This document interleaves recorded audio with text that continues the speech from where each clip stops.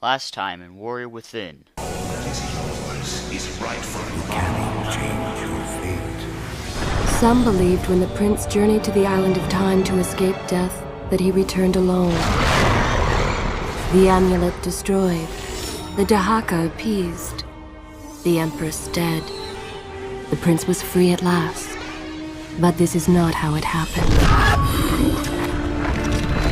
The truth is that he chose to save me from my destiny.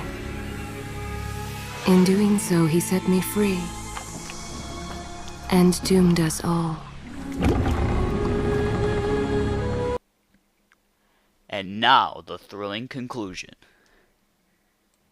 With the final chapter of the Sands of Time trilogy, Ubisoft tried to combine what made the last two games great. The result was Two Thrones, released in 2005. From what I remember 5 years ago, this game was a short but a good game. Does it still stand that way? Let's find out. Two Thrones starts weeks after the good ending of Warrior Within, and the prince is returning to Babylon with the Empress of Time. However, the prince finds Babylon being attacked by the vizier, and the princess gets kidnapped after his ship gets destroyed. He tries to save the Empress, but unfortunately bringing her here ends up doing what he does best, screwing everyone over, killing thousands by letting the Sands of Time loose. Again! What have we here? The Vizier! Ah, you must be the Prince of Persia. Come home at last. Too late, I'm afraid. I believe I have something of yours. No! Kylena!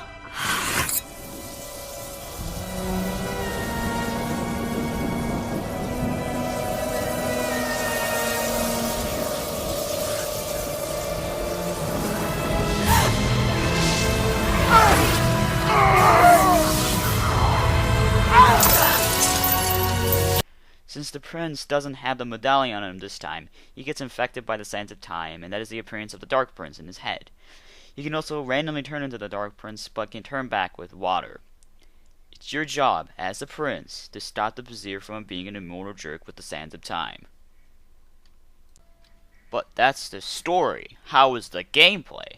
Other than Ubisoft changing the look of the prince yet again, it works a lot like Warrior Within. There's still the free-form fighting system, your 3 camera styles, although the zoom-out mode is limited, and has an awkward slow-motion camera where you decapitate enemies in the last game, but you don't this game. You can skip enemies, but there are reasons not to. This time, they brought in the speed kill system for the stealth approach, and is essentially a bunch of quick-time events. If only it was just the press of a button like in Assassin's Creed. You can now stick your dagger into these holes, use small gaps to go up and down with, and jump diagonally with these shutters. With these added, it adds the much needed flow of the climbing and makes the game a lot more fun.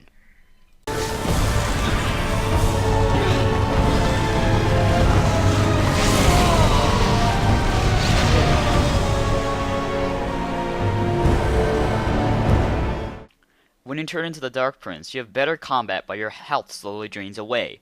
You must collect sand from pods or enemies to restore health.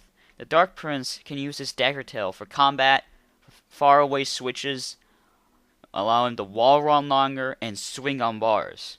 When in speed kill, you strangle your enemy instead.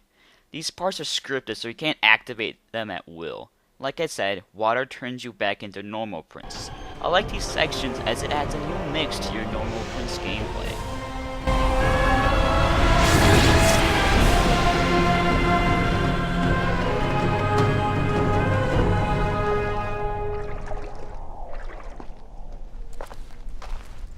Are you sure you can control this thing?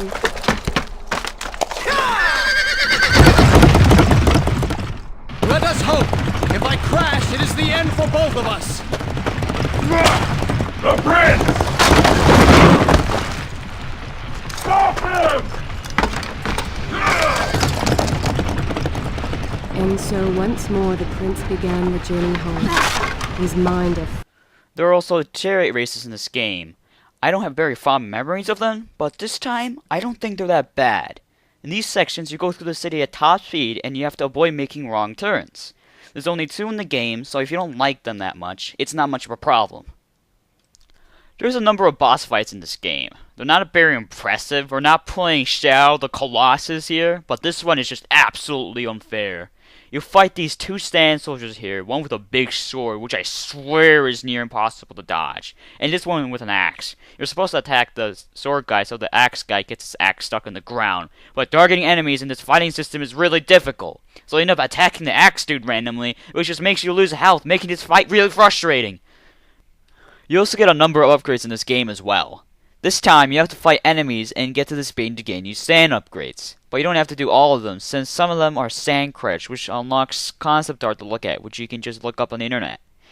You also have the health upgrades, where you once again go through a quarter of traps to get. You'll later find a sword that one-shots enemies, but I'll talk about that one later. There's a number of puzzles in this game.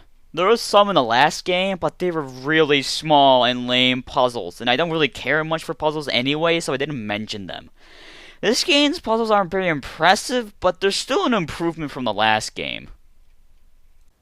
The graphics in this game is much brighter than the last game, like too bright sometimes. It only took me less than 2 minutes to find a graphical glitch. When it happens, it is impossible to see what's going on in the screen. I have found a way to fix it, which is just to turn off anti-aliasing, which, turning it on, just messes with your UI anyway. This game has a really weird case with glitches. So I find a glitch, and I want to record it, but as soon as I start recording, the glitch goes away, which is good and annoying because you're going to just have to take my word for it. There's also this glitch near the end of the game where it gets stuck here and I can't rewind because it resets right before this happens. This is a moment where not having a reload last checkpoint can be a huge pain. So I have to do this section all over again just to get back there.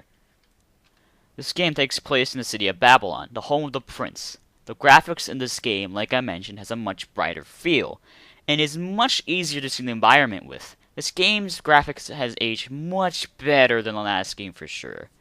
Since it's in the city, there's not very many traps in this game, which is fine with me since the traps are disturbingly shiny.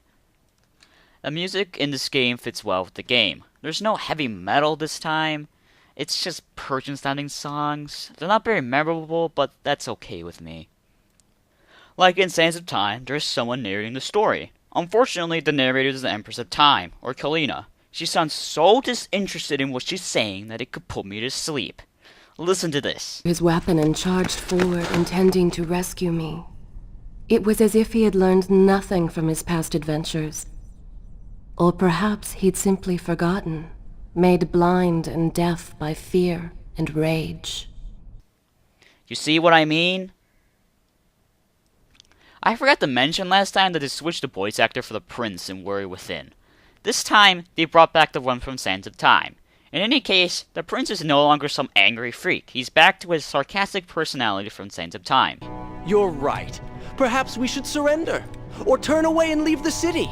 I know a lovely little island just a few weeks' journey from here. I'm sure by the time we return, this will all be sorted out. Here's where his alter ego, the Dark Prince, comes in. The Dark Prince has a ruthless and selfish personality, and convinces the prince to do the wrong. Because of this, the prince does selfish acts until a certain someone comes around. Farah returns in this game, not remembering the prince because of the events of Warrior Within making Sands of Time never happen. Their conversation gets intense as this.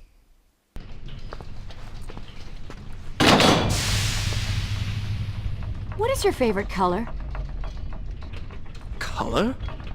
Shall I repeat the question? Blue. Blue? That's not my favorite color. What is the point of this? Must every conversation we have be so serious? With Farah around, the prince realizes to not serve only for himself and not to be driven by vengeance to get the vizier but for his people. She also gets the prince to help other people, much to the Dark Prince's disappointment. Since this is as far as the timeline for anything to do with Sands of Time goes, I'll just talk about the last act of the game.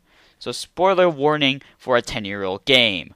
After Pharaoh gets kidnapped by the vizier, yes, that really is him, the prince is plunged down to a well with small chances of survival, but turns into Dark Prince, which saves him, but instead slowly killing him. Farah, distanced from the vizier, He had been warned that his journey would not end well. Ah, but do not be surprised. The prince's transformation saved him. Sometimes good can come of ill. Sometimes. In this part, Dark Prince annoys the prince a lot. Do you hear water? Do you see it? Feel its moist embrace? Why, I think it's gone. I think the Vizier has drained it. How long do you think you can maintain your health, your control of the... Tick-tock, Prince. Tick-tock. Feeling thirsty? Feeling dry? Oh, am I distracting you? Then at the bottom, you find that his father is dead, and the Dark Prince mocks him. Father's sword. But what is it doing here?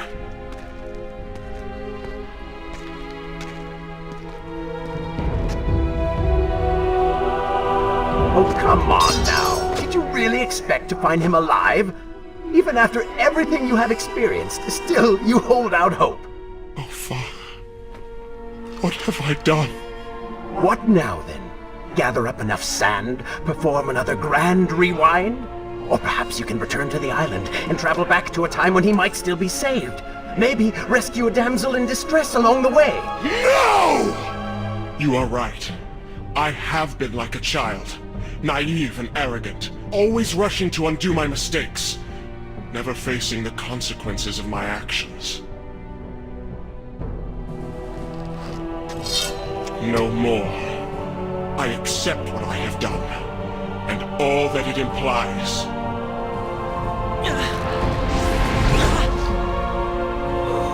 What is this? You have no water? How did you... You hold no power over me now. Begone. Retreat to whatever dark hole spawned you, and do not trouble me again.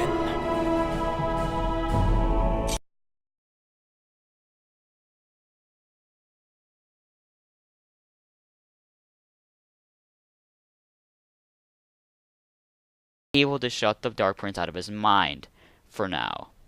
After finally getting to the Vizier, you have a final showdown, which is actually pretty easy.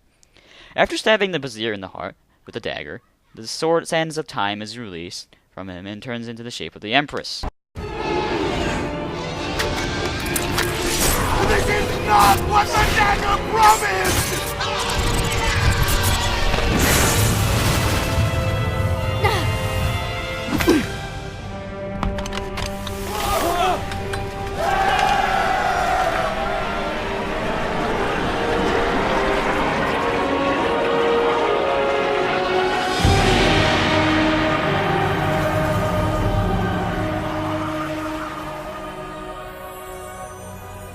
The Empress of Time says its farewells and takes the Dagger of Time and all the Sands of Time effects away and heals the prince's arm. And just as you thought it ended, the Dark Prince shows up to fight in his mind, where they struggle for control.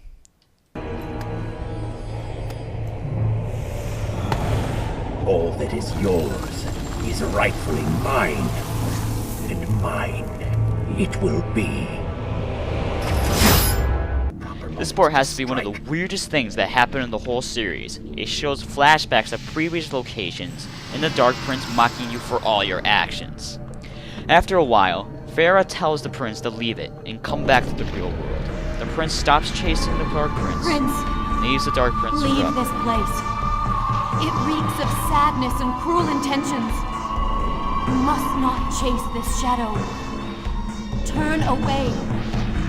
Wake up. I will lead you.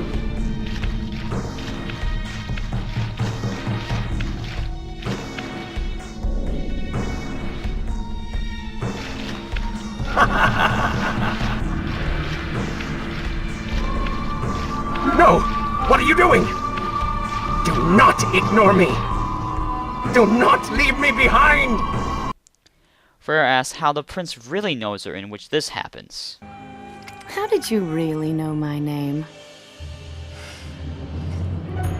Most people think time is like a river that flows swift and sure in one direction. But I have seen the face of time, and I can tell you, they are wrong. Time is an ocean in a storm. You may wonder who I really am, and why I say this. Come, and I will tell you a tale like none you have ever heard.